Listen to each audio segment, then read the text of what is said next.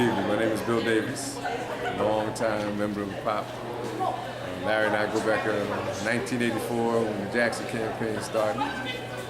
And my perspective on African American History Month is that African American History should be celebrated every day. We should understand our history, our culture, the sacrifices, the different struggles that our ancestors have endured, the examples that they've set for us. We should learn those lessons. We should honor what our ancestors sacrificed and their contribution by the work we do today. And so I want to commend P.O.P. I think that Larry and the people that are active in P.O.P. are honoring that tradition. So the marches that have taken place against police brutality, the celebration of King's birthday by having marches to commemorate issues that are still affecting the community, that's the legacy that I think all of us need to recognize and in some way, shape, or form find a way to make a contribution. And the clearer that we are about it, the easier that we, or the more consistent we are about it, the easier it will be for us to see the change that we want to see.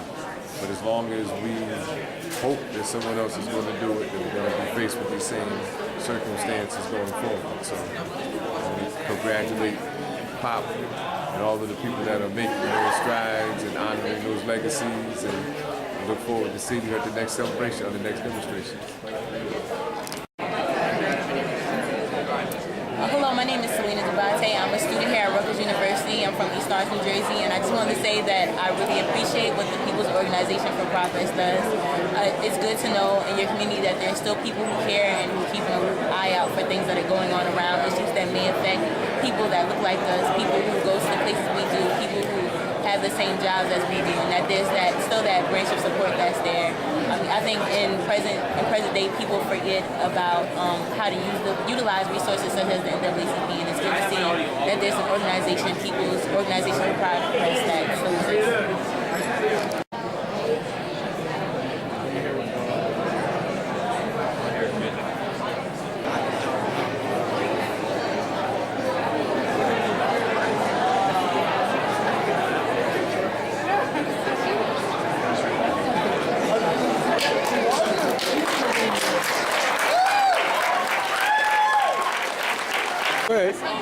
Why am I here?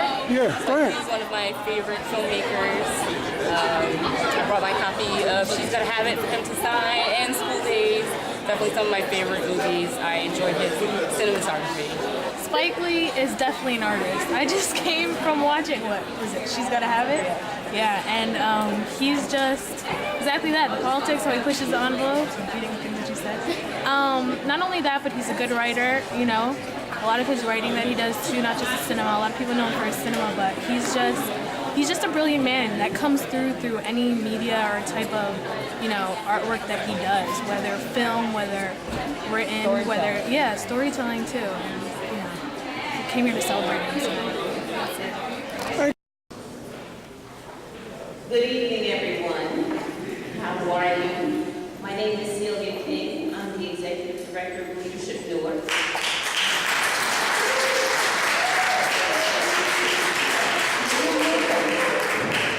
And actually, I am going to be moderating a wonderful discussion that you will be hearing this evening. But first, I'd like to say to you, as this person needs no introduction in this community, Mayor Booker has a few words to say. And welcoming remarks and something about First of all, I want to thank everybody here for this intimate discussion. And I also want to thank our hosts for the evening, which is the Newark Museum. And you know,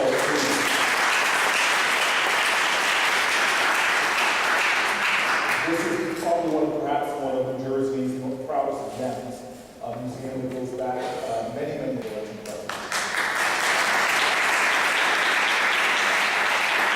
So I also want to jump in and see what she takes away. Let's get the gentleman have opening remarks. Well, would you like to have opening remarks? I think this is a dialogue. I'm not taking two words. This is the dialogue that we've had for some time. I've been the chairman of the foundation that we have there.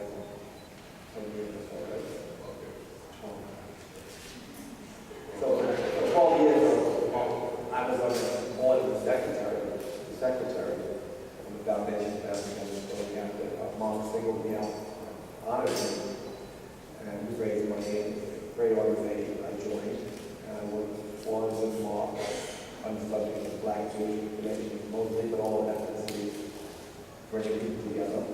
And then there was a moment where I thought that we had a great meeting. I spoke to the then chairman of the World Jewish Congress, and we had this meeting planned where we had Elie Wiesel and Alon Steinberg and Israel Singer at my house on Cornell West, Reverend Jackson, Martin Luther III, and Minister Louis Farrakhan, who'd been a long-time friend of mine. I thought it would be a great discussion, and in the last minute, no one showed the Mark. So Mark came to me, of course he caught hell for that. But he was interested in the dialogue. African Americans wanted to see that dialogue, like Cornell West and Reverend Jackson came. And he came and encouraged him. And so he caught hell. He appealed every good intention. And it reminded me, I know that we encourage to actually create a dialogue that makes a difference. And he has encouraged. And he has proven to me over and over again that this development is a great partner, a hero in this space. And so he's encouraged me so much that for 12 years now I've been chairman of the Foundation for Ethnic Understanding. And he has said, even though he caught hell, he's become the chairman of the World Jewish Congress. So,